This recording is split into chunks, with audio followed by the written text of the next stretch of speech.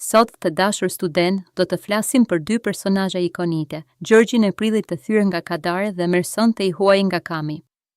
Do t'i vëmë përballë këta dy njerëz që kanë vrarë, që janë dënuar, por që përfaqësojnë dy botë krejt të kundërta. Njëri vjen nga rafshi i zymtë i Shqipërisë, tjetri nga plazhi përvolues i Algjerisë. Njëri ka vrarë për nder, tjetri, siç thot vetë, për fajin e diellit. Njëri e di saktësisht datën e vdekjes së tij, tjetri e mësoi vetëm kur ja shqiptoi gjykatësi. Mirë se erdhe, Gjorgj. Mirë se erdhe, Merso. Faleminderit, profesoresh. Por unë nuk kam kohë të rri me ju. E dini vetë, prilli im nuk do të zgjas shumë. Për mua më është një lloj.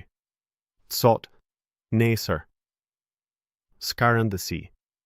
Jam këtu sepse jam këtu. Ja ku e kemi dallimin e parë. Gjorgji numëron ditët, i ka saktësisht gjysmën e marsit dhe gjysmën e prillit. Çdo orë ka peshë. Merso, përkundrazi, nuk numëron asgjë. Për të, koha vështëshesh, pa pjertësi. Gjorgj, mund të na thuash çfarë të shtyr që vrave? Vrava sepse duhej. Vëllai im ishte vrarë. Kanuni ma kërkonte. Nëse nuk do të kisha qelluar, do të kisha vdekur pa vdekur, do të kisha jetuar si hije, pa nder, pa fytyrë, pa emër. Te ne, një njeri që nuk merr hakun nuk është njeri. Po ti, Merso. Pse e vrave arabin në plazh? Nuk e di mirë. Dielli ishte i fortë atë ditë. A digjte. Drita mu fut në sy si thit. Dora ime shtypi këmbëzën. 4 herë pas të parës. Nuk e kisha planifikuar. Nuk e urreja atë njeri. Thjesht ndodhi. E dëgjuat të dashur student?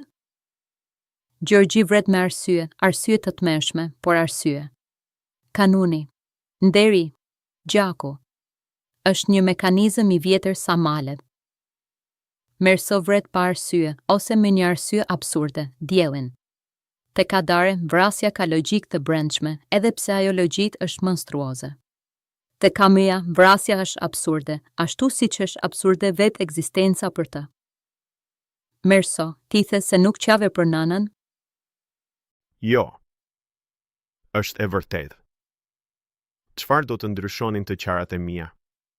Te ne në rafsh, kur vdes dikush, gratë vajtojnë deri sa u shtëron zëri. Burrat qëndrojnë si shkëmbin, por brenda tyre oqeanet tërbohen. Ne nuk kemi luksin e indiferencës suaj, Merso. Ne jemi të dënuar të ndjejmë çdo vrasje, çdo vdekje, çdo pikë gjaku. Gjaku nuk harrohet kurrë. Ai trashëgohet si tokë, si borxh, si mallkim. 2 të rinjë. 2 vrasës. 2 të dënuar. 2 autorë që na treguan 2 anët e së njëjtës medalje, absurdin e ekzistencës njerëzore. Njëri nën hijen e kullës, tjetri nën diellin e mesdhell. Por të dy nën të njëjtin qiell indiferent. Gjorgji tha se frika e tij më e madhe ishte harresa. Merso, në fund, dëshironte spektator, madje edhe me urrejtje, sepse urrejtja do të thoshte se ai kishte ekzistuar. Ndërsa Gjorgji kërkonte diçka më të thjeshtë, kujtim. Le të jemi ne ata që e kujtojnë. Sa herë që hapim librin, le t'i shohim jo si personazh letre, por si njerëz. Kjo është përjetësia e vetme që lexuesit mund t'i ofrojnë atyre që vdiqen pa zë.